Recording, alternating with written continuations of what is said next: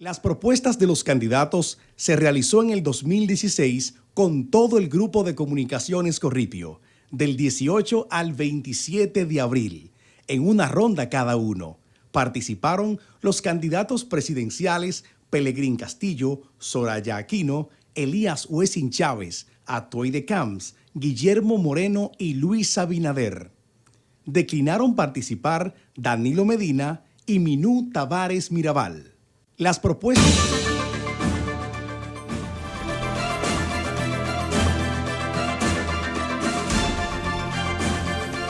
Bien, amigos, ahora vamos a dedicar esta ronda a las políticas institucionales. Y voy a hacer la primera pregunta. Licenciado Abinader, usted ha dicho en más de una oportunidad que se compromete a nombrar, si gana la presidencia el primer día de su gobierno, a un procurador general de la República independiente, políticamente independiente. Pero me gustaría saber si eso se va a limitar solo al Procurador General de la República o si va a ser a todos los miembros del Ministerio Público, incluyendo hasta los últimos fiscalizadores. Sí, Uchi, tú tienes que también tener una política de género. Tú dices procurador, puede ser procurador o procuradora también. En este caso, tiene que ser, y nuestro plan es que sea todo el Ministerio Público. No tiene sentido que sea solo una persona. Tiene que ser todo el Ministerio Público que sea de personas políticamente independientes. Desde que nosotros hagamos esa medida, ahí va a empezar a cambiar este país. Porque ahí se va a saber que hay consecuencias, que no va a haber impunidad, que el que cometa cualquier situación de ilegal o de corrupción, no importa del partido que sea, se va a enfrentar con un ministerio público políticamente independiente. Claro, vamos a esperar después el momento en que las circunstancias nacionales lo permitan y entonces poder incorporarlo como una reforma constitucional. Pero mientras tanto, lo vamos a hacer como si fuese un requerimiento constitucional. Y ese Ministerio Público sería serían personas independientes en todo el territorio nacional. Es una verdadera reforma que vamos a hacer al sistema de justicia en nuestro país. Vamos a darle el turno a José Antonio Torres, el subdirector del diario El Nacional. Don Luis, usted encabeza la boleta de un partido, el PRM, que acaba de ganar la mayoría de los municipios en las elecciones municipales. La ley establece un 10% del presupuesto para los ayuntamientos, pero eso va a la Liga Municipal Dominicana, que es una entelequia y que es solamente un centro para acumulación de botellas. Pero los ayuntamientos, todos los estudios que se han hecho, se ha determinado que aplican mal la ley, que no destinan la parte que deben destinarse al pago de nómina y otra parte para obras para los municipios. Entonces, queremos ver si usted está debidamente orientado sobre eso y cuál es la estrategia. Sí, José Antonio, ya van varias veces que me dice don Luis, prefiero que me diga Luis.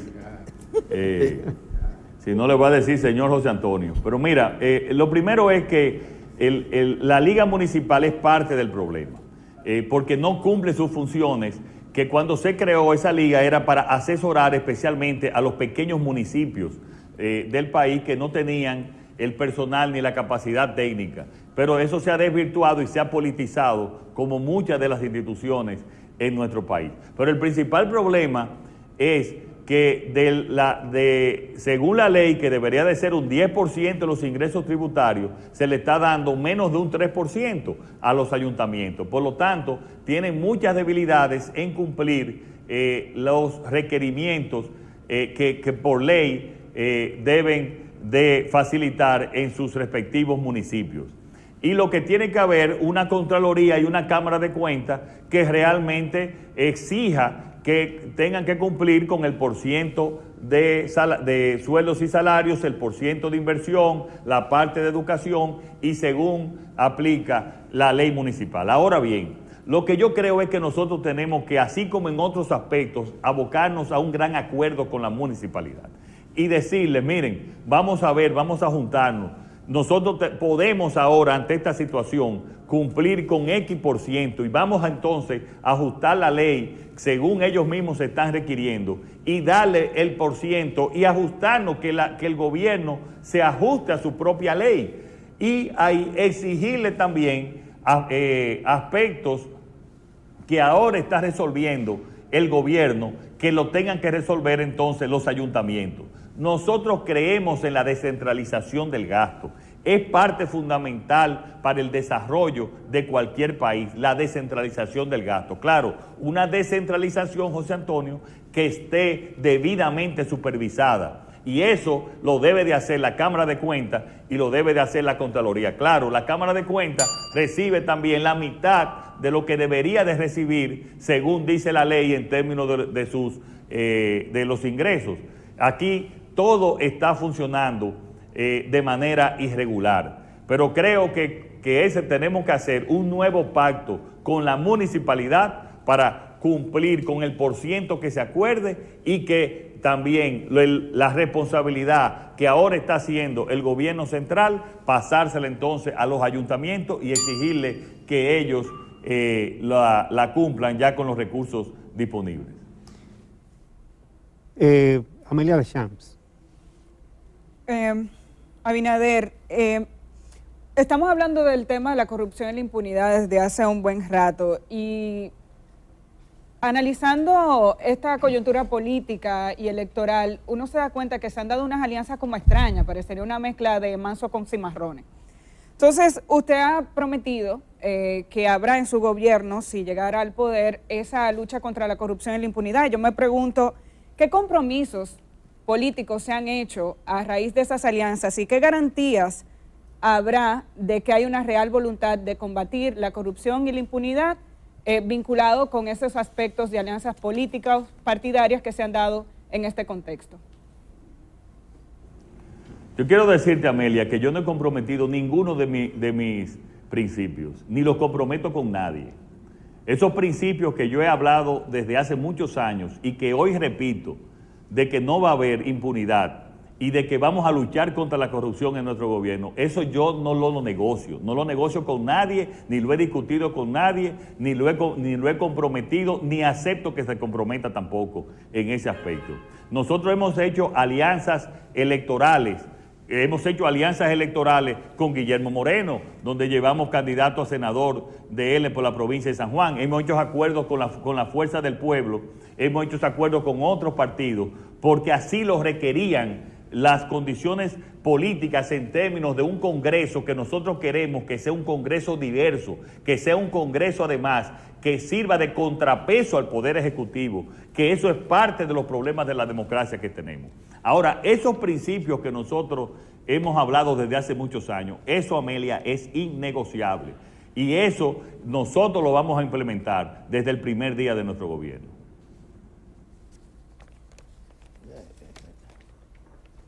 José Bueno, Monegro. le toca el turno entonces ahora a Miguel Ranjul, director del Listín Diario. Licenciado, todos los proyectos de desarrollo que se han esbozado, se han pergeñado en la República Dominicana, se hacen en el marco de la Estrategia Nacional de Desarrollo hacia el año 2030. Pero resulta que esta pandemia del coronavirus ha trastornado todos los esquemas, incluyendo incluso planes que estaban en curso aquí en nuestro país. Nadie pensaba, licenciado Abinader, que las expectativas de la educación superior y de la misma educación básica serían otras ya a partir del uso de tecnologías, de la educación a distancia y del teletrabajo en sí mismo. ¿Usted piensa que ha llegado un momento de reformular esa Estrategia Nacional de Desarrollo hacia el 2030 para que pueda ser, digamos, adaptada los planes a la nueva realidad que se nos está abriendo en el país después de la pandemia. Es decir, que después de la pandemia vamos a entrar a un terreno prácticamente desértico donde hay que reedificar o edificar todo. Mira, Miguel, es cierto que la pandemia obviamente ha creado otra situación, pero la Estrategia Nacional de Desarrollo ya se estaba incumpliendo desde antes de la pandemia.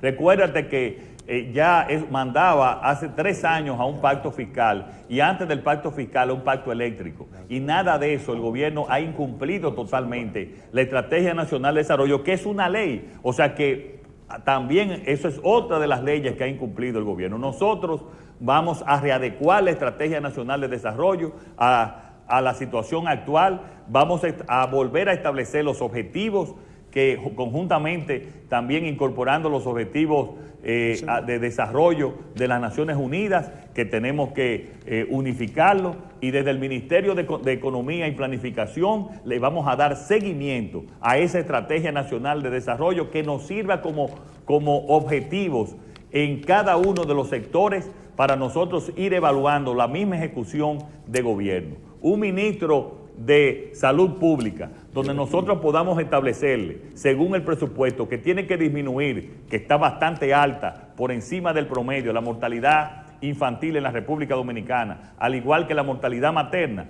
pues dentro de esos objetivos que nosotros vamos a establecer, de ir disminuyendo la mortalidad materna y la mortalidad infantil, se lo vamos a establecer. Si no cumple en un año o en cierto tiempo ese ministro, pues se será sustituido y entonces se asignará otra persona que pueda cumplir con esos objetivos.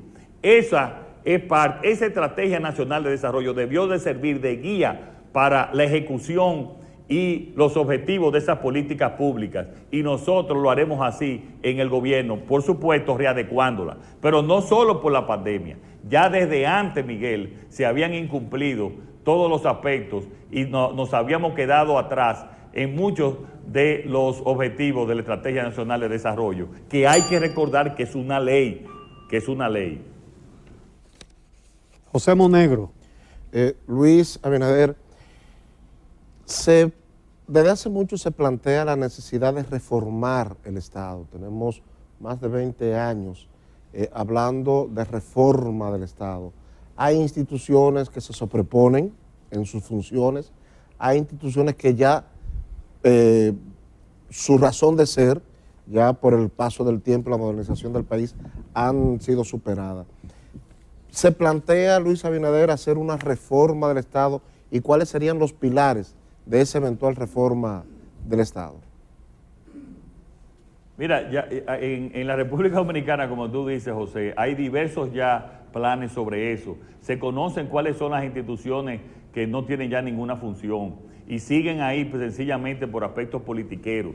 Y entonces siguen esas instituciones sencillamente que son para recibir sueldos y salarios, y yo repito, y tenemos entonces sueldos de miseria a la policía, por eso tenemos esa seguridad, sueldos de miseria a las enfermeras y así a otros, a los médicos y así a otros empleados públicos, donde la frase que repito es mejorar la calidad del gasto público. Y para mejorar la calidad del gasto público tenemos que hacer obligatoriamente esa reforma del Estado, porque de ahí es que vamos a conseguir parte de los recursos que van a venir para mejorar la calidad de vida y mejorar entonces lo que decía Adalberto también, disminuir la pobreza y eliminar la pobreza absoluta y ir disminuyendo la pobreza en la República Dominicana.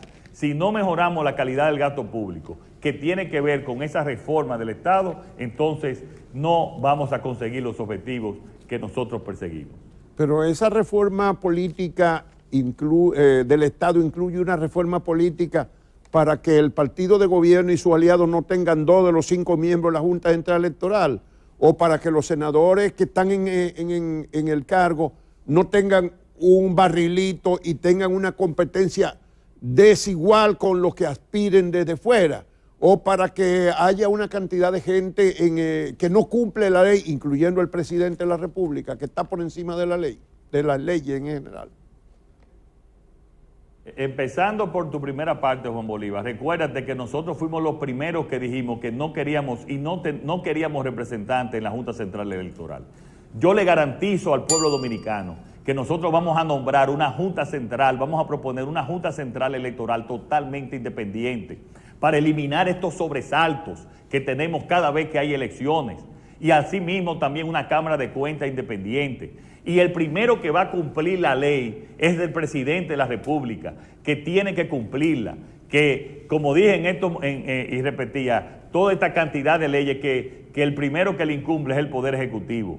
Todo eso, gran parte de la diferencia, del cambio, es nosotros hacer que el Estado y el gobierno entre en su propia legalidad, cumplir su propia ley. Y eso que tú hablas de esas reparticiones, eso es la política del pasado. Nosotros venimos con la nueva política. En vez de atender a unos pocos, que es la política del pasado, a un grupito, vamos a venir con la nueva política. Esa nueva política es atender a la mayoría de la población, gobernar para la mayoría de la población. Esa es la diferencia, ese es el cambio. En esta última ronda, ya el tiempo es menor para el candidato responder, ¿no? Vamos a tener respuestas de 1 minuto, vamos a hacer unas cuantas preguntas rápidas y vamos a dar paso a las preguntas que han ido haciendo nuestros televidentes. Y voy a comenzar con esta. George pregunta que si el aumento a $500 mensuales a los policías, si esa promesa se va a aplicar en los primeros 100 días de gobierno. Mira, no solamente es a los policías, sino nosotros lo tenemos presupuestado también para las policías y los miembros de las Fuerzas Armadas también. Nosotros vamos a empezar con un periodo muy especial. Lo que sí pueden estar seguros que se va a empezar a aplicar a partir del presupuesto del 2021, porque ya el presupuesto del 2020 está establecido y es difícil hacer unos cambios tan importantes como eso. Pero que sí tengan la seguridad que a partir del 2021 empezaremos aplicando ya esa medida. Si otro televidente pregunta si va a aplicar la política del primer empleo y qué hacer con los que no tienen una especialidad, una formación especial para asumirlos. Mira, Juan Bolívar, quiero insistir en los planes que nosotros tenemos para la juventud. Muy bien. Quiero insistir a ti, a Tania, que en los planes que tenemos para la juventud. Recuerda que nosotros hemos hablado que vamos a cambiar la mitad de los liceos actuales en politécnicos. Eso va a permitir que la mayoría de nuestros jóvenes tengan y salgan ya del bachillerato con una preparación técnica, que hay estadísticas que los jóvenes consiguen en un 70% más empleo cuando tienen una preparación técnica. También vamos a hacer una modalidad de lo que se llama el primer empleo, que son unos incentivos fiscales que se le dan a las empresas para que pueda contratar jóvenes para entrenamiento y para pasantía también en sus diversos niveles. Eso hemos estudiado dónde ha funcionado el primer empleo en algunos países y en otros lugares donde podemos nosotros perfeccionarlo. Pero también vamos a financiar el emprendedurismo en un 100% los proyectos de emprendedurismo con una tasa de interés cero cuando sean proyectos factibles. Y tenemos los recursos disponibles, que son recursos que la experiencia nos dice que esos jóvenes en un 98% lo pagan, el financiamiento que le vamos a dar ya con una tasa cero y con condiciones especiales dependiendo de cada proyecto. Esos son, además de que vamos a tener a todos los jóvenes, a la mitad de la población estudiantil universitaria que requiera apoyo para estudiar en las universidades, tanto en las universidades públicas como privadas, van a tener el apoyo que ellos necesitan. Y eso son, para que ustedes sepan, unos 9.000 millones de pesos en el presupuesto. Todo lo tenemos, todas esas cifras que hemos hablado, todas esas promesas, nosotros lo tenemos presupuestado según para el presupuesto del año 2021. Cada una de nuestras promesas de campaña tiene al lado el monto en el presupuesto para cumplir con nuestras promesas. José Monegro. Estamos en este bloque a hablar de seguridad pública. Ya usted habló del tema de la policía, pero hay un tema que incluso ha salido a relucir en la campaña y es el tema de narcotráfico. Me gustaría saber cuáles son los planes de Luis Abinader para enfrentar tanto el microtráfico, que es generador de mucha violencia interna, como el narcotráfico, que es el propiciador de ese microtráfico.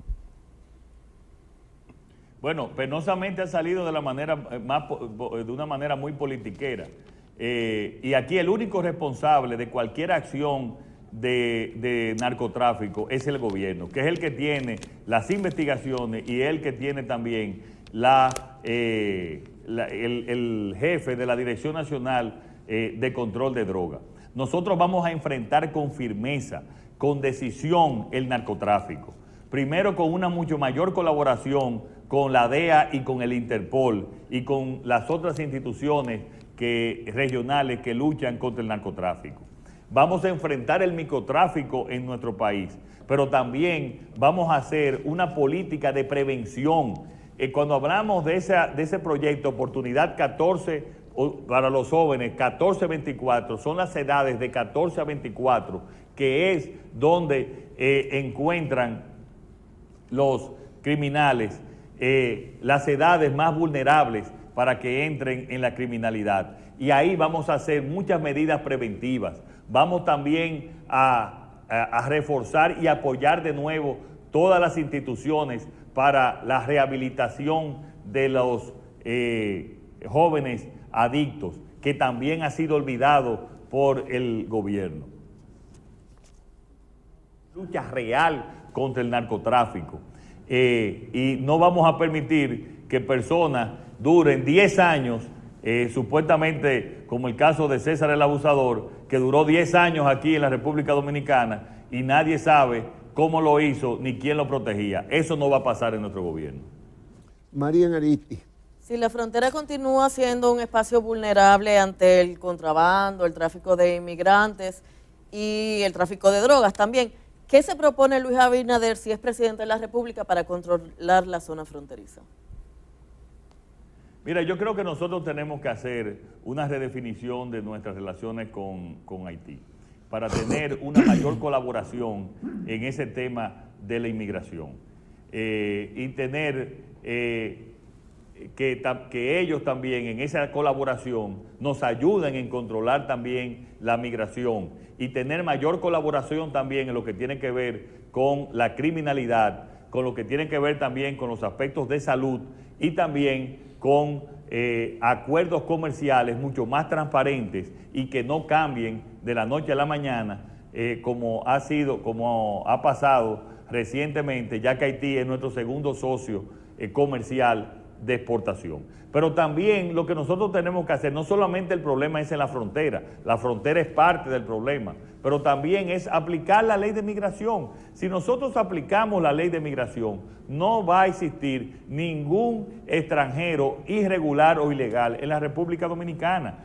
Y eso tiene que aplicarse en todos los aspectos. Además también de hacer un programa conjuntamente con los productores agrícolas para dominicanizar el trabajo en los campos dominicanos y también la tecnificación en la construcción para también utilizar ahí mucho más equipos técnicos, que deje de ser más artesanal la construcción y que también nos ayude a dominicanizar el trabajo en esas dos áreas, que son áreas donde trabajan la mayor cantidad de especialmente haitianos irregulares.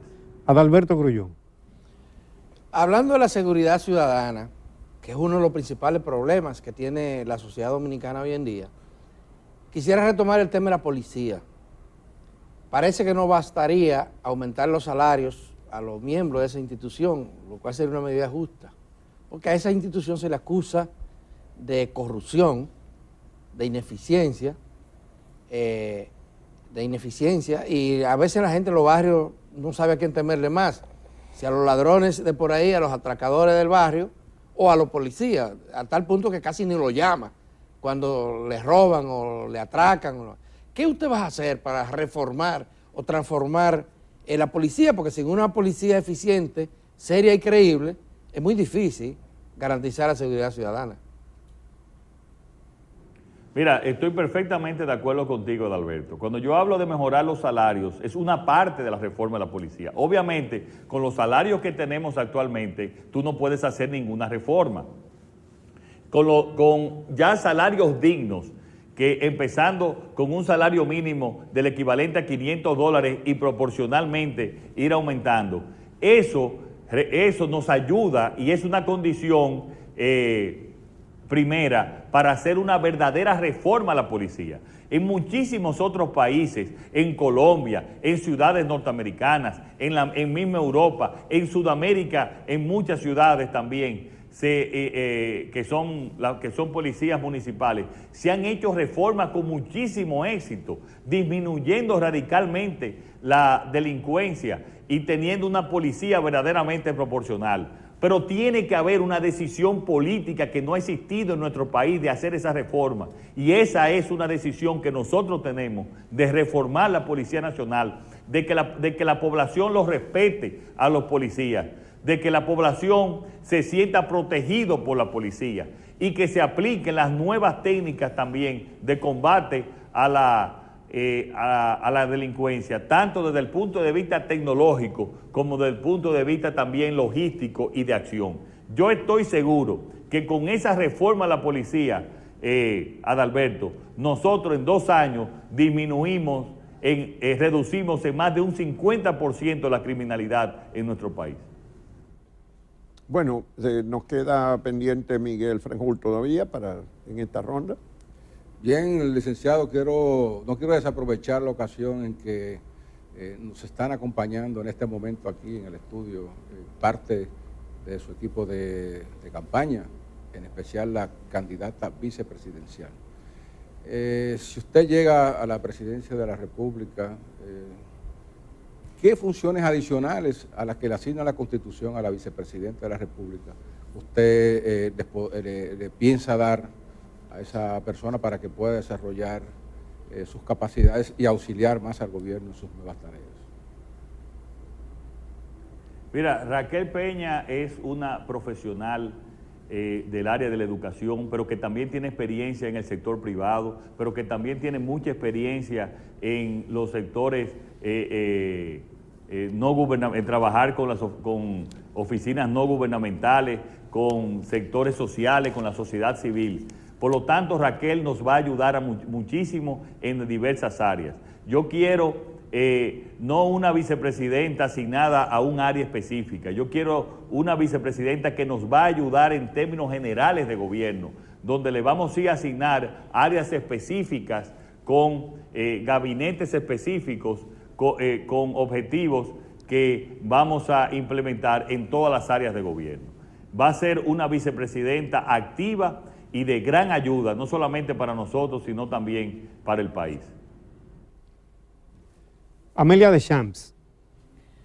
Abinader, las políticas sociales definitivamente impactan en la vida de los ciudadanos y en más de una ocasión usted se ha referido a la manera en que este gobierno implementa los planes sociales y el uso que hace de los recursos del Estado para implementar esas políticas. Sin embargo, hemos escuchado a través de promociones de su organización política promover la doble, que parecería como un gasto o un programa que duplica lo que ya tenemos. Entonces yo quisiera saber, si no se trata de lo mismo, ¿cuál es la diferencia? Bueno, pero en ningún momento yo he criticado las ayudas sociales, Amelia, lo contrario. Yo lo que he criticado es la forma en que ellos aplican las políticas sociales. Esas políticas de ayuda directa son muy necesarias para la lucha contra la pobreza. Y no solamente nosotros la vamos a continuar, sino que la vamos a aumentar. Y está presupuestado en nuestro primer presupuesto también los recursos que van a estar disponibles para aumentarla. Pero al mismo tiempo vamos a hacer que al mismo tiempo que le damos la ayuda directa, también vamos a crearles capacidades a muchas de esas mujeres y otros hombres también que reciben para que puedan convertirse también en microempresarios. O sea, vamos a tener también esa posición de ayuda directa y también crearles capacidades para que puedan convertirse en microempresarios. Ahora lo vamos a hacer por ley, lo que vamos a despolitizar esas ayudas y para que todo el mundo los reciba como un derecho. Pero además, nosotros lo que vamos a hacer, y hemos hablado de duplicar, porque en las ayudas sociales que se aplican en otros países, tienen un mínimo donde aquí no se ha aumentado desde hace ya varios años. Y entonces, y no cumple con las razones ni con los objetivos mínimos para cambiar de pobreza absoluta a ascender ya a otros niveles de mejor nivel socioeconómico. Todo eso está estudiado, todo eso está presupuestado y se va a hacer de la manera más transparente e institucional. Esas ayudas sociales directas son necesarias, no son idea de este gobierno, se aplican en la gran cantidad de gobiernos de Latinoamérica y del mundo. Lo que hay que aplicarse de la manera correcta y también establecer una vía para que muchas de esas mujeres que reciban ayuda, que son una ayuda mínima en comparación de que se puedan convertir también en microempresarias ya y ganarían mucho más dinero que lo que recibirían como ayuda directa. Luis Abinader, el mundo está en crisis ideológica y de grandes propuestas, hasta de grandes estadistas. Dicen que de la caída del socialismo determinó la decadencia de la democracia cristiana, de la socialdemocracia. Las instituciones internacionales de esa naturaleza se han desvirtuado o desaparecido, el movimiento sindical también. Pero la gente quiere saber cómo se definiría en términos de posición político-ideológica Luis Abinader, que puede ser el próximo presidente. Es decir, usted es un hombre de derecha, conservador, proempresarial, neoliberal o demócrata de izquierda. ¿Cómo se define Luis Abinader? Mira, Juan Bolívar, nosotros creemos en una socialdemocracia, donde vamos a impulsar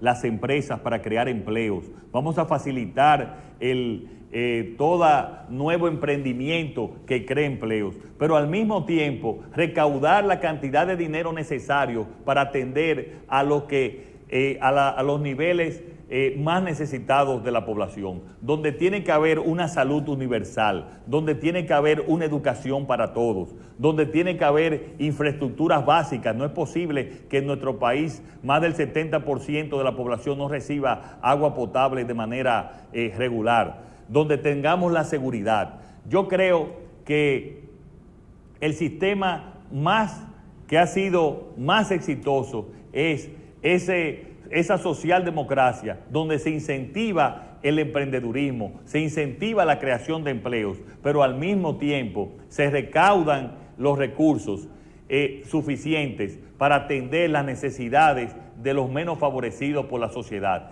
Y donde en una sociedad donde el que nace tenga las mismas oportunidades, donde puede estudiar, donde no tenga ninguna limitación, donde tenga una salud que se le pueda proveer digna, donde tenga también seguridad. Esa es la sociedad que nosotros creemos, en una sociedad donde todos tengamos la misma oportunidad. Y esa es mi definición desde el punto de vista político. En cuanto a las políticas sociales, un tema que no tuvimos tiempo de tratar al principio, es el que tiene que ver con el balance de la seguridad de salud y la seguridad de las pensiones. Aunque últimamente se ha hecho campaña con esto y haciendo planteamientos que son prácticamente inaplicables de devolver a los trabajadores el 30%, etcétera, etcétera. Sin embargo, sí hay algo que se debería enmendar, y es el hecho de que siendo los trabajadores los dueños de los fondos de pensiones, debería irle mejor a los dueños del dinero, de los recursos, que a sus administradores, y no personas que están condenadas a que cuando terminen, cuando agoten su fuerza de trabajo, entonces no van a tener con qué comer. Y en cuanto a la seguridad de salud, la experiencia nuestra con esta pandemia es que para lo más importante no ha funcionado, porque para que se le puedan hacer pruebas a todo el mundo ha tenido que pagarlas el Estado, ¿verdad? ¿Tiene algún planteamiento para corregir eso? Bueno, todo lo que tú has hablado lo envuelve UCHI, la Ley de Seguridad Social, y desde hace mucho tiempo ya se mandaba a reformar la Ley de Seguridad Social, y nosotros no hemos hecho esa reforma en base a las experiencias y a corregir ya aspectos que hemos determinado que no funcionan o que deben de hacerse de la manera más justa. Lo que tiene que ver con pensiones, tiene que ver con la Ley de Seguridad Social. Lo que tiene que ver también con la seguridad, con el seguro médico, también. Pero es que el gobierno no ha servido ni siquiera a través de la superintendencia, no ha sido tampoco ni siquiera un árbitro entre los diferentes sectores de la población que tienen contradicciones normales, y que el gobierno tiene que servir de árbitro y tomar las medidas que sean del interés nacional. Nosotros vamos a revisar esa Ley de Seguridad Social, la vamos a implementar. Para mí es una gran ley que necesita modificaciones, claro. Todas las leyes tienen que irse adaptando a los cambios de la sociedad, y para eso está el Congreso. Pero nosotros vamos a revisarla, a ver cualquier aspecto que sea injusto, siempre teniendo en cuenta a la mayoría que son los trabajadores y a la mayoría de la población, para que tengan una pensión justa y digna como debe de ser, y también un seguro médico universal. Ahí tenemos el caso de los 3 niveles, que es el subsidiado, el contributivo subsidiado y el contributivo. Nosotros tenemos ahí también que ver y mejorar las prácticas, como hablamos anteriormente, para disminuir el copago que afecta mucho a las familias cuando tienen algún problema médico. Estoy de acuerdo en que tenemos que mejorar, eficientizar y perfeccionar la Ley de Seguridad Social. Luis Abinader, muchísimas gracias. Tenemos que agradecerle muchísimo su disposición a pesar de la enfermedad que lo ha afectado. Celebrar que se le ve muy recuperado, y además entonces usted está en deuda con nosotros porque no pudo venir físicamente aquí, así que si gana las elecciones, entonces ya está invitado al almuerzo de reanudación de los almuerzos semanales del Grupo Corripio después de las elecciones. Mientras tanto, le vamos a dar una oportunidad de que te dirija un mensaje final de un par de minutos a la teleaudiencia. Este programa se va a retransmitir como todos los demás a la 1 de la tarde en Coral 39, a partir de las 8 en el Canal 11 Telesistema, y a partir de las 10 de la noche en Teleantillas Canal 2. Adelante con su mensaje final, don Luis. Y muchas gracias, Juan Bolívar. Ese compromiso está aceptado e iremos ya, siendo presidente electo, a el Grupo Corripio a conversar ya con ustedes ya de los planes definitivos y también de informaciones precisas. Le quiero decir al pueblo dominicano que estamos en una situación de crisis. Es una situación de crisis por la pandemia, y también, como se ha dicho aquí, una pandemia que ha producido también una crisis económica. Nosotros estamos preparados para enfrentar esta crisis, tanto la crisis sanitaria como también relanzar relanzar la economía de tal manera que podamos llegar a la normalización de la situación económica y entonces también desde ahí empezar a trabajar en todos los planes que nosotros hemos hecho para mejorar la República Dominicana, para mejorar la calidad de vida, para crear empleos, para tener mejor salud, para tener mejor seguridad.